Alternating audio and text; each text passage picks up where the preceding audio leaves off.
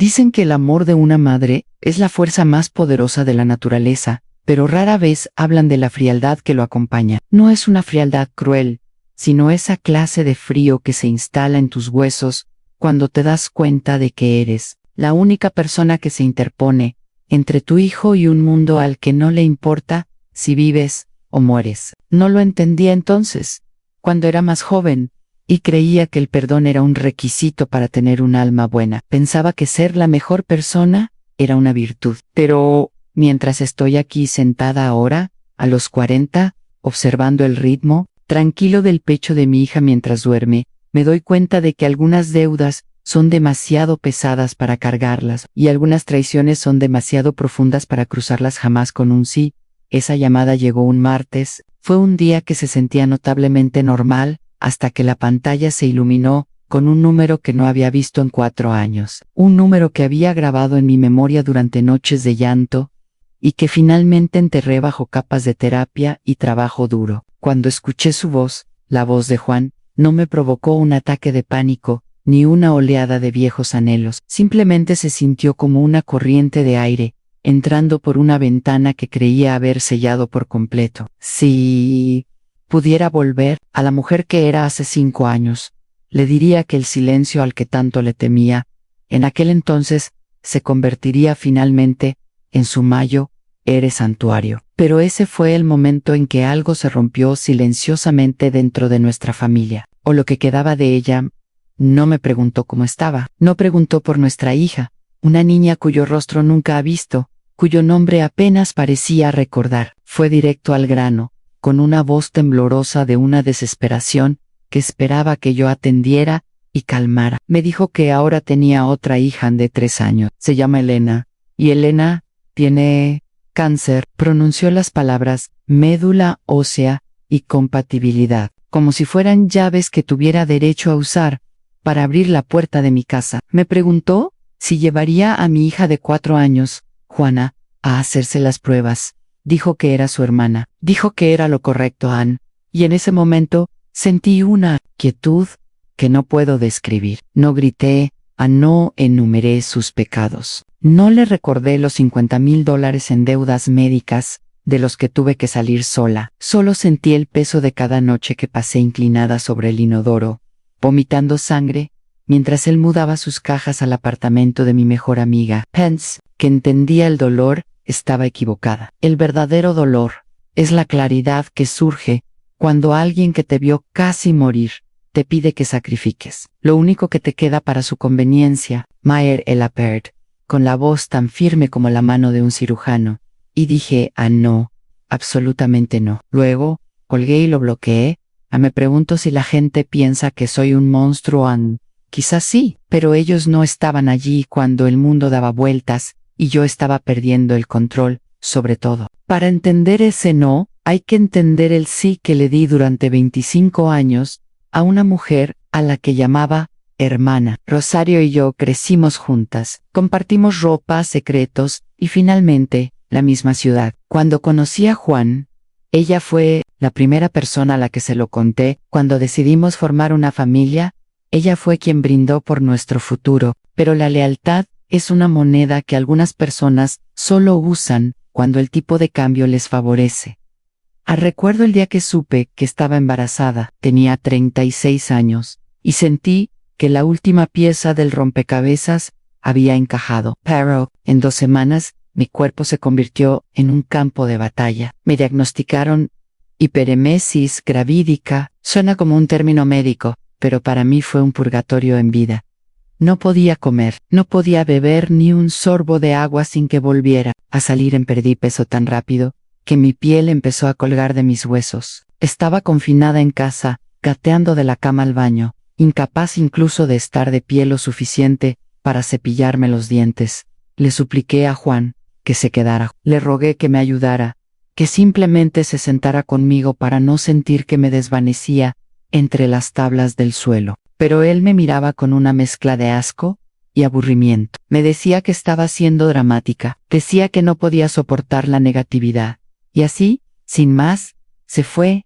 No solo dejó la casa, dejó la realidad de mi existencia. La miré, Rosario, sollozando, pidiéndole que viniera porque me estaba desmayando por la deshidratación. Me dijo que estaba ocupada con el trabajo. Me dijo que probara con un poco de refresco de jengibre y colgó. No sabía entonces que mientras yo yacía en el suelo de mi baño, rezando por tener fuerzas para dar un suspiro que no supiera a bilis, mi esposo estaba en su cama. No sé que las dos personas en las que más confiaba en el mundo estaban construyendo una nueva vida sobre las cenizas de la que acababan de quemar. Si pudiera volver atrás, no cambiaría el sufrimiento.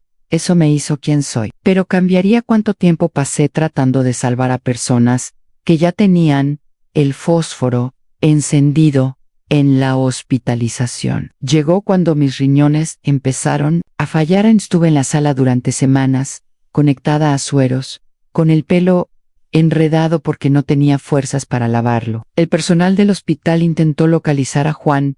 Necesitaban un contacto de emergencia. Cuando finalmente lo rastrearon, descubrieron que había actualizado su dirección. Vivía con Rosario. Cuando la enfermera me lo dijo, la impresión fue tan física que creo que mi corazón realmente se detuvo por un segundo. Tuvieron que retenerme más tiempo porque mis signos vitales se desplomaron.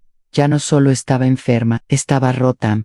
Pero esa no fue la parte más difícil. La parte más difícil fue el silencio que siguió. Durante 9 meses, no recibí ni un solo mensaje. Ni un ¿cómo estás? Ni un ¿necesitas ayuda con las facturas? Ni siquiera un ¿está bien el bebé? Tuve que volver a la pequeña habitación de invitados de mis padres a los 36 años, sintiéndome como un fracaso total. Gasté cada centavo que había ahorrado, menos $50,000, solo para sobrevivir al embarazo y al parto. Era el fantasma de una mujer, pero era un fantasma decidido a traer un alma viva y vibrante a un mundo que había intentado tragarnos a ambas durante mucho tiempo después de que nació Juana. Viví en un estado de hipervigilancia. Creo que has sido abandonada en tu punto más bajo.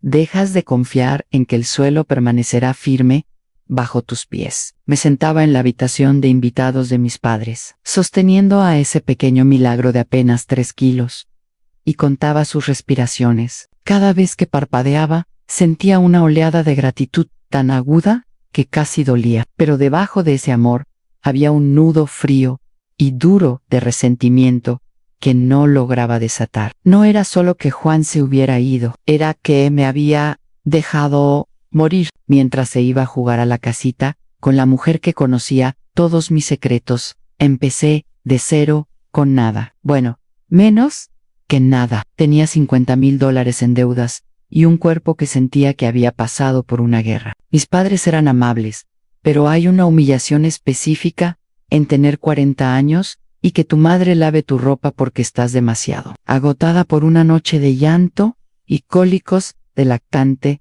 como para siquiera levantar el cesto. Pace 2 primeros años trabajando en 3 empleos. Era consultora de día, editora independiente de noche y madre en cada latido intermedio. No tuve el lujo de un periodo de duelo. No tuve tiempo para llorar la amistad que perdí. Simplemente tuve que sobrevivir.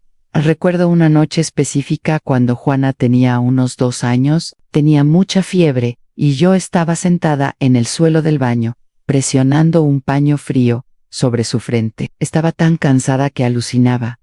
Miré mi teléfono y, por un segundo, quise llamarlo. No porque lo amara, sino porque quería que alguien compartiera ese miedo conmigo.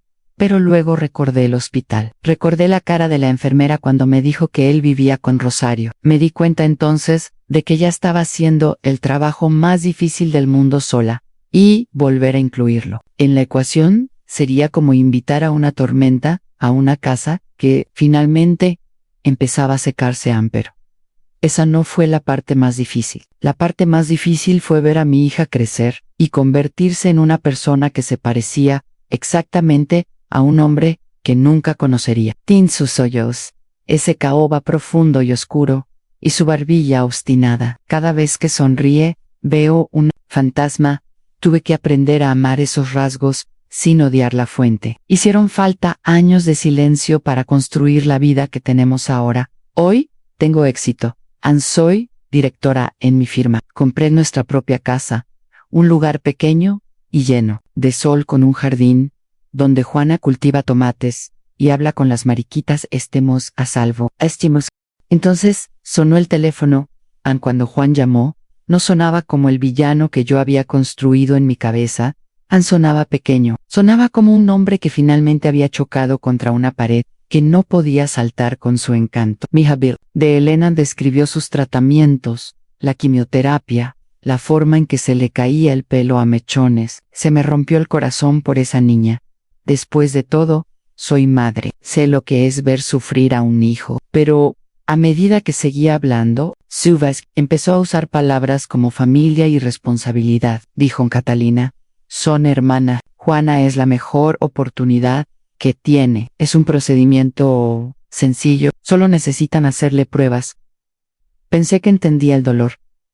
Estaba equivocada. El verdadero dolor fue escucharlo usar la palabra hermanas para describir a dos niñas a las que había tratado con una desigualdad tan asombrosa. A Elena se lo había dado todo, su tiempo, su dinero, su presencia. A Juana no le había dado nada más que un código genético y una montaña de deudas para que su madre las escalara. Ahora, quería usar el cuerpo de Juana para salvar la vida que él había elegido por encima de la de ella.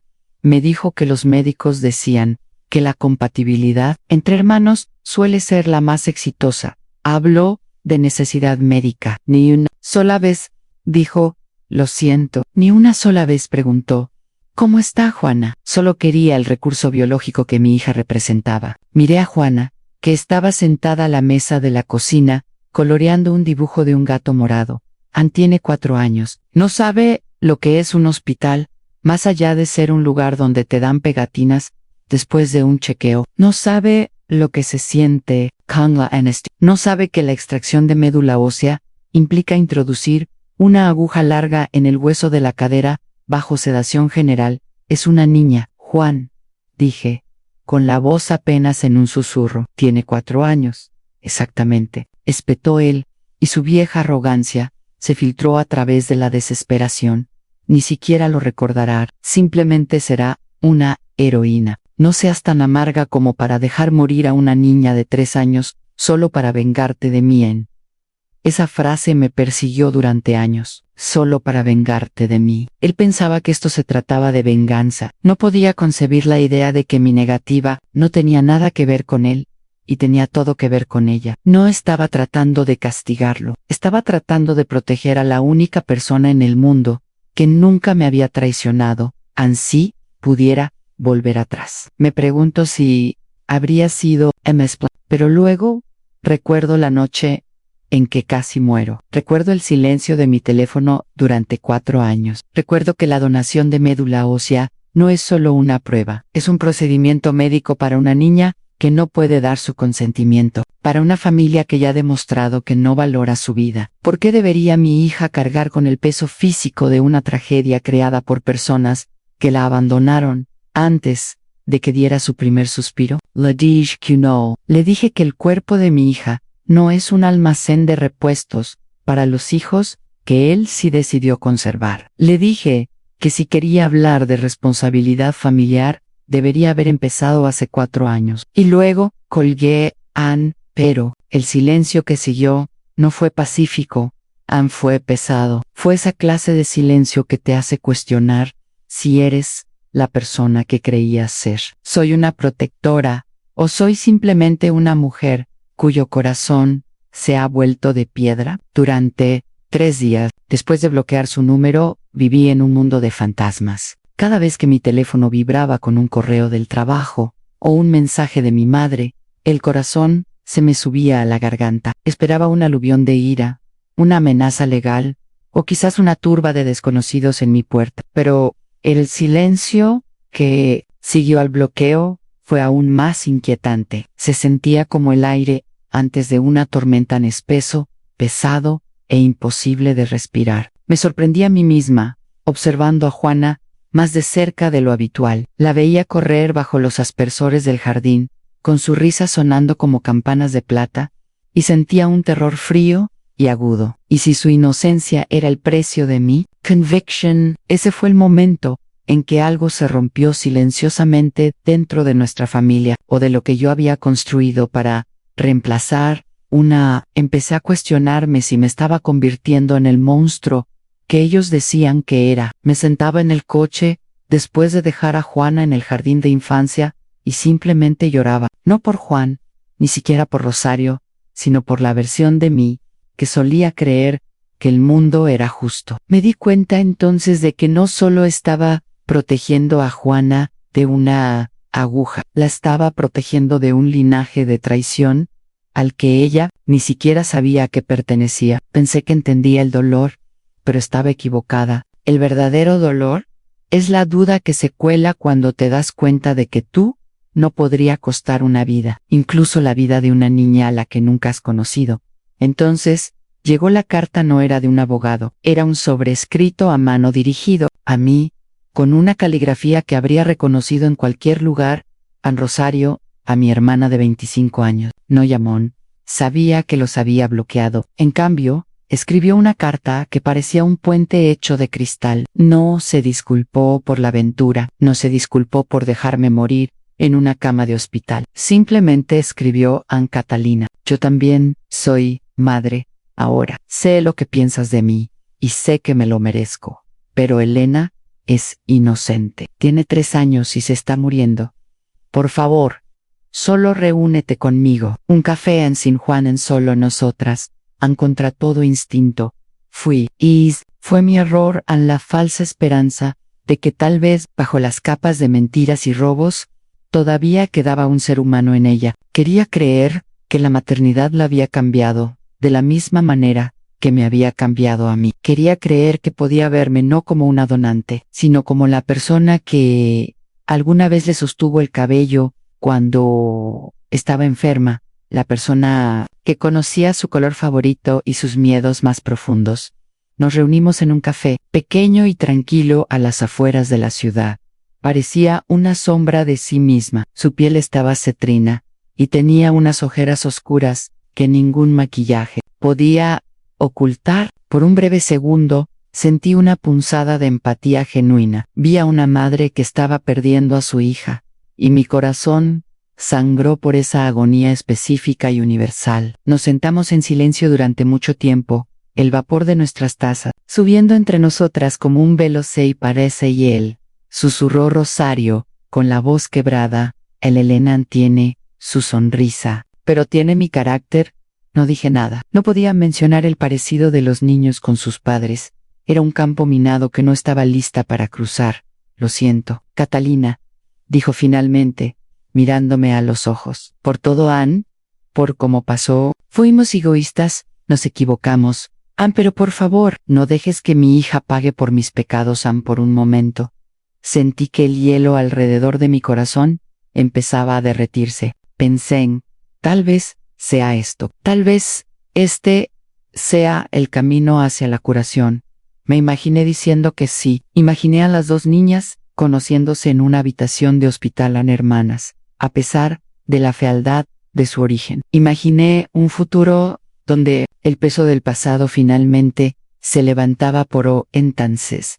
Metió la mano en su bolso y sacó una carpeta. Han la empujó hacia mí. Los médicos ya tienen listo el papeleo preliminar, dijo, con una voz más urgente, más clínica. Dijeron que si podemos llevar a Juan el viernes, podemos empezar la tipificación HLA de inmediato. Ya la hemos incluido como donante potencial en el sistema. Solo necesitamos tu firma. El deshielo se detuvo. El aire en el café se volvió repentinamente. ¿Muy frío? ¿Ya la han incluido?, pregunté, con voz plana. Sin mi consentimiento, le dijeron al hospital que mi hija era candidata antes de hablar conmigo. Rosario parpadeó, y su desesperación se transformó en esa vieja y familiar arrogancia. Teníamos que hacerlo, Catalina. El tiempo lo es todo. Supusimos que una vez que entendieras la gravedad, una vez que vieras que yo estaba dispuesta a disculparme. No viniste aquí a disculparte, Rosario, dije, y la comprensión me golpeó como un impacto físico. Viniste aquí a cerrar un trato. Usaste la palabra perdón como el pago inicial por la médula ósea de mi hija. Eso no es justo, siseó ella, inclinándose sobre la mesa. Ella también es hija de Juan. Él tiene derechos.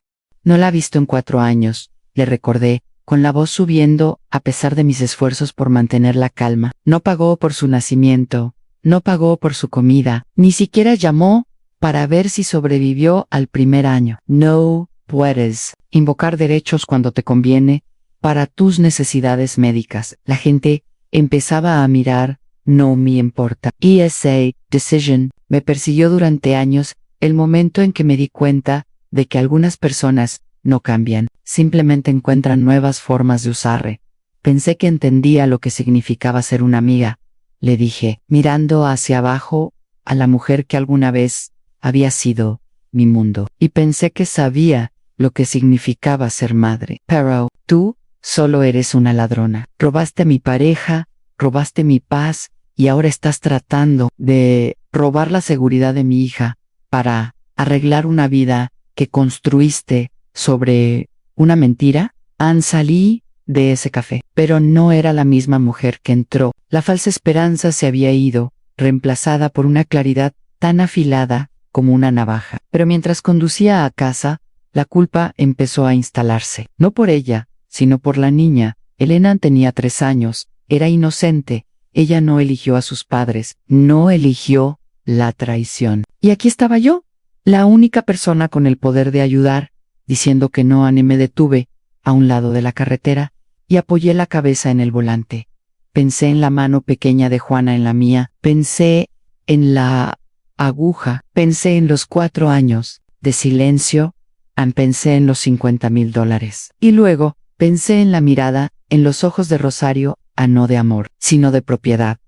Ese fue el momento en que me di cuenta de que si decía que sí, no solo estaría dando médula ósea, les estaría devolviendo el poder de destruirnos. Estaría dejando que volvieran a entrar en la vida de Juana, y una vez que estuvieran dentro, nunca se irían, exigirían más, exigirían visitas. Esa no fue la parte más difícil. La parte más difícil fue saber que al elegir la paz de mi hija, podría estar eligiendo el final de otra niña. Los días que siguieron fueron los más silenciosos de mi vida, y, sin embargo, los más ruidosos dentro de mi cabeza. Vivía en un estado de luto constante y leve. Cada vez que miraba a Juana, veía una vida que había protegido. Cada vez que cerraba los ojos, veía una vida que estaba dejando escapar. Seguía esperando que llamara un abogado, una citación judicial, que Juan intentara reclamar los derechos paternales que había desechado como ropa vieja. Pero la ley, como la mayoría de las cosas en mi vida, era lenta e indiferente. En nuestra jurisdicción, 4 años de 0 contacto y 0 apoyo significaban que él era un extraño con un vínculo biológico. Nada más. No tenía base legal para forzar un procedimiento médico en una niña a la que no reconocía legalmente. Pero el tribunal moral es mucho más brutal que cualquier tribunal legal. Me encontré revisando fotos antiguas de Rosario y mías en 25 años de recuerdos. Nos vi en la graduación, en mi boda, en el funeral de sus padres. Busqué el momento en que comenzó la podredumbre, pero no pude encontrarlo. Entonces, de que algunas personas no se convierten en monstruos, simplemente revelan las partes de sí mismas que han estado ocultando hasta que la luz las golpea de la manera correcta. Pensé que entendía la traición, pero estaba equivocada. La traición definitiva no es el acto en sí, es la forma en que te hace dudar de cada cosa buena que vino antes. Una tarde, aproximadamente una semana después de la reunión en el café, llamaron a mi puerta. Era tarde, el sol ya se había ocultado tras el horizonte, y Juana estaba arriba durmiendo. Lo supe antes de mirar por la mirilla. Juana no estaba gritando, no estaba golpeando, simplemente estaba allí, sosteniendo un sobre de Manila. Abrí la puerta solo un poco, con la cadena de seguridad aún puesta. No lo quería en mi casa, no quería su aliento en el aire que respiraba mi hija. He traído fotos, dijo. Su voz era hueca, despojada del encanto que solía llevar como una segunda piel. De Elena. Pensé que tal vez si la veías, verías que no es solo un concepto, es una persona. Catalina es una niña, a la que le gusta Frozen y odia el brócoli. Es exactamente como era Juana hace un año. ¿No sabes cómo era Juana hace un año? Dije, con voz fría y firme. No sabes lo que le gusta ahora. No sabes que le aterra la oscuridad o que les canta a sus peluches antes de dormir. No pude usar la humanidad de mi hija para salvar la tuya. Él no se movió. Simplemente extendió el sobre. Por favor. Sí, Ella Muir. Y sabes que podrías haberlo evitado. ¿Cómo vives con eso? ¿Cómo miras a Juana cada día y no ves a la hermana que dejaste ir? Ese fue el golpe emocional más profundo. Era la pregunta que me había estado haciendo en la oscuridad. Pero en ese momento, mirándolo, me di cuenta del fallo en su lógica. Me estaba pidiendo que salvara a su hija, a costa de la mía, porque no era solo una prueba sencilla. Si Juana era compatible, se la llevarían. La anestesiarían, perforarían su hueso, y luego vendría el después, la recuperación en las posibles complicaciones, y sobre todo, la conexión. Si Juana salvaba a Elena, yo estaría ligada a Juan y Rosario para siempre. Usarían esa deuda para volver a colarse en nuestras vidas. Se llevarían mi paz, pieza por pieza, hasta que no quedara nada para Juana más que la sombra del trauma de sus padres. Vivo con ellos sabiendo que soy la única persona que alguna vez ha puesto a Juana en primer lugar. Dije, tú no lo hiciste, Rosario no lo hizo, y ahora le pides a ella que pague el precio por tus decisiones. Si permito que hagas esto, la estoy traicionando a ella, tal como tú me traicionaste a mí. Le estoy enseñando que su cuerpo es una mercancía para personas que no la aman. Y no voy a hacer eso. Cerré la puerta. No esperé a que respondiera. Subí las escaleras y me senté en el suelo de la habitación de Juana. Escuché el sonido suave y rítmico de su respiración. Me cuidale, hasta que salió el sol. Un mes después, me enteré por un conocido común de que habían encontrado un donante en el registro nacional. No era una compatibilidad perfecta, lo llamaron un 7 de 10, pero fue suficiente para comenzar el trasplante. No sentí alivio, solo sentí una tristeza profunda y agotadora. No quería que esa niña sufriera. Nunca quise eso. Sabía que mí no los había obligado a buscar en otra parte, a encontrar una solución que no implicara cosechar a una niña a la que habían abandonado. No sé qué pasó con Elena. No sé si el trasplante funcionó. Me mudé unos meses después a una ciudad diferente, un nuevo comienzo donde los fantasmas de mi pasado no pudieran encontrarnos. Cambié mi número, borré las viejas cuentas de redes sociales. Elegí una vida donde Juana es solo Juana, no una media hermana, o una compatibilidad o una heroína. Es solo una niña a la que le gusta cultivar tomates y hablar con las mariquitas. Tengo 40 años ahora, y he aprendido que ser una buena persona no significa dejar que la gente pase por encima de ti hasta que quedes aplastada. Significa construir una valla lo suficientemente alta como para proteger lo que es sagrado. A mi hija es sagrada. Mi paz es sagrada. Y a veces, lo más moral que puedes hacer es decir no a las personas que solo recuerdan que existes cuando necesitan algo de ti. Si pudiera volver atrás, seguiría siendo la mujer que casi muere en aquel suelo de baño. Seguiría habiendo pagado los $50,000, porque cada onza de ese sufrimiento me llevó a la claridad que tengo ahora. No me arrepentí mi elección. Me arrepiento de las circunstancias que me obligaron a tomarla.